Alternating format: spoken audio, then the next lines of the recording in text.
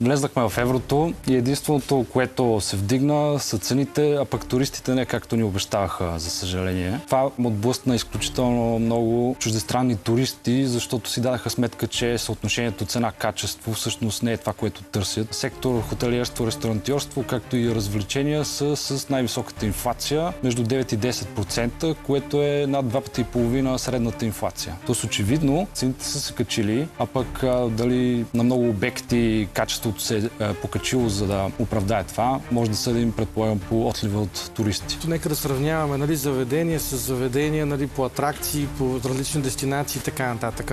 Аз, примерно, не съм виждал цени с 9 евро за таратор. Никога не бих и платил 9 евро за таратор.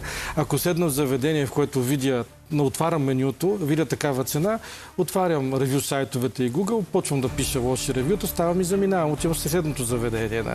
Разбираме го, когато получаваме бележката, изрично питахме тортите дали са пресни. Идеята беше само кафе. Бяхме тръгнали за черен сладолет, ако трябва да съм по-точна. Ето, виждате кафето, самото кафе е много хубаво, на много хубаво място. Работи целогодишно, което не е без значение в началото на сезона. Сега ние показваме вашата бележка, накрая имате 27 евро. И се оказва, че 7 евро е бележката, т.е. ние сме таксувани без промоция. Тортите могат да бъдат и по 20 евро. Истината рядко е това, което изглежда. Въпросът е, готов ли си да я видиш?